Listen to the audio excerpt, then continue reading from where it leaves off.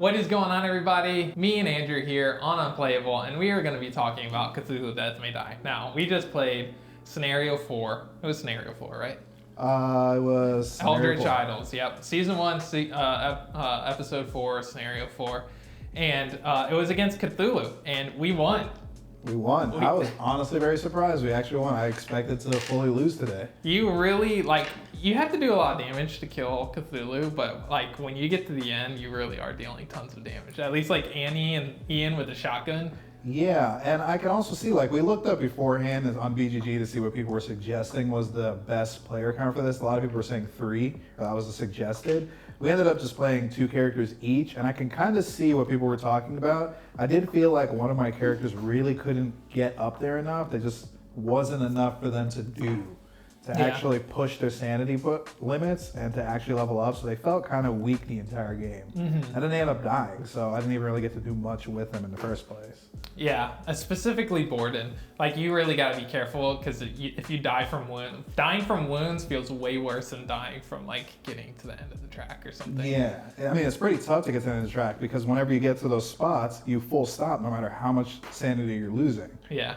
Whereas with the death, you're just kind of like, it's there's nothing, you feel there's nothing you could have done about it. Yeah. And you really have to maintain your health early, because I was doing a lot of resting. Each of my dudes rested a couple times. And so that when we got to that final stage where it was tons of cultists, I had a chance of not dying. Yes.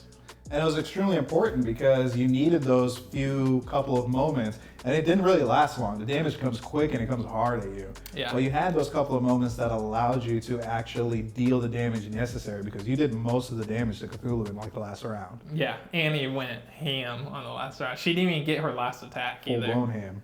It was like a whole hawk of ham. All right, so let's talk about the production and the theme. The production is insane, right? I agree. For a retail game, the boxes, the little tuck boxes that come in the box for... The way they organize it is perfect for the game. So it's really interesting because the way they design it is that these boxes are all separated so that you can actually push everything together. You choose an old one, you choose a scenario, and then you choose your characters and you play with that, and it gets all matched together to make up the scenarios, which it makes each one very different. Yeah. Interesting. I really like that system. I think that system is superb because, like you said, it adds so much variability. It's almost like Marvel Champions, where it's you pick a baddie, but then you also get to pick the cards that go into the deck and mash it together, and it makes it feel... I feel like this, though, is even more unique than something like Marvel Champions, because it's the baddie has their plan, but then there's this whole scenario, which is vastly different. It's like you have one set of rules mashed in with another set of rules just being pushed together to create your scenario. And then also the main baddie adds its own units and the scenario adds its units. Mm-hmm. So you have that whole bit of difference as well. Granted, the scenario seems to use generic units that can be used in any scenario, but there's still that variability of difference in what's going to be brought in the scenario. Mm-hmm. Yeah, I thought that system was really good. I think that so the production and the system of the game is good. The theme is cool. I like the Arkham Files stuff. Mm-hmm. I think all of that's... I mean, this is Simon's version of the Arkham Files. It's a little more grotesque, I think. A little more grotesque, a little more action-paced. And less noir style. Yeah, I agree. I kind of like. I think I like both, though. I like both. They both kind of have their place. This is more it feels like you're in an action comic book, and the other one feels like you're watching a noir TV show and participating in that. Mm-hmm. Oh, and also the minis for this game are insane. They're fantastic. Actually insane. Just looking at the details on them, you could just tell how much effort was put into designing these and printing these out. And this is just the base game. We don't have any of the promos, we don't have any of the expansions. This is just base game Cthulhu. You get 2 whole old ones, and you get 5 episodes, it was? Or 6. 6 episodes. So that's a lot of variability right there. That's 12. Yeah, 12 scenarios. If you play a game 12 times, you got your money's worth. And if you add an old one, that's another 6 scenarios. If you add a scenario, that's another 2 more. Plus, there's a slew of characters to choose from. Yes. And each character, you can get different of these patient file insanity things. So, there's variability in who you get with what insanity thing that they have to get.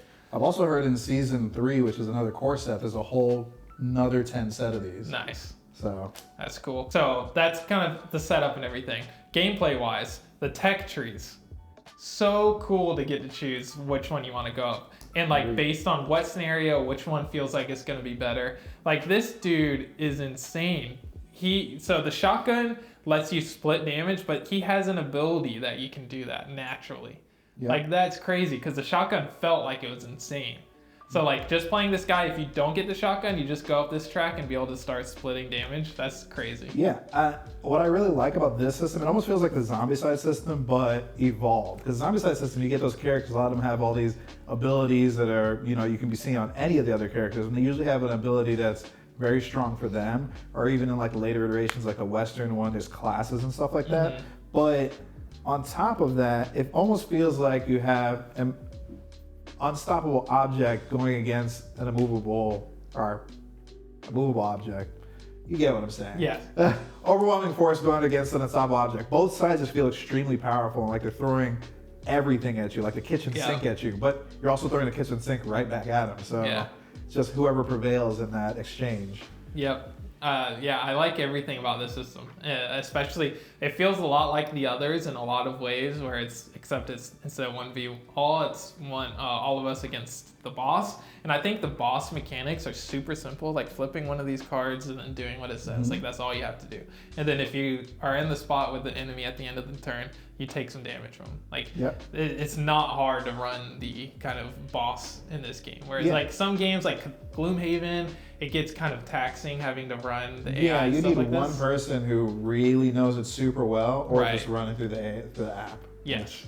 Is the other way. What I also wanted to point out that makes this also super interesting is that it's very basic in all that sense, so you can actually learn the game pretty quickly. But on top of that, it's very unique in your actions because the scenario itself has 2 actions that are available to you for that scenario. Yeah. So each scenario, you might have 2 wildly different actions from another scenario. I'm assuming it could be more than 2. It could be 1, it could be 2, it could be 3. I think the rulebook said there's going to be 2 actions, but they could easily make it as many actions as they wanted to be real. So. Totally. Yeah, and I liked it. I think a lot of this is sick. Like I want more content, even though I haven't played through all the content already. Yeah, but I want more content. It's that feel of I want all of it so I can put it together if I want to. Yes, it felt super combo-y too. Like once you start picking, like specifically in this scenario with the artifacts, it's like you get the artifacts, now you have that ability that's going to help you, and then you also are upgrading here, now you're getting more dice, and it feels just like so combo-y and so almost engine building. It's like you start getting so strong.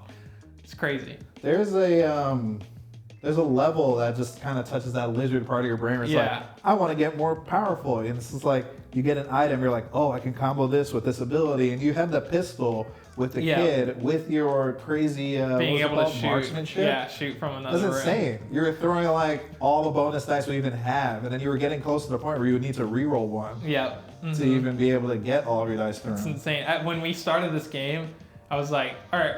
When we started the game, it was going fine because there's not that much on the board. But like, I feel like at one point it was a bunch of stuff on the board and we weren't quite OP yet. I was like, how are we ever going to win this? And then we just started getting more OP, and I was like, okay, I see what's happening. Yeah. It was good fun. Yes, I like it. If you like this style of game, you will like this one. Yeah, I agree. I 100% endorse this one. All right. Well, there you have it. Hope you enjoyed watching, and as always, we'll see you on the next one. Bye. Bye.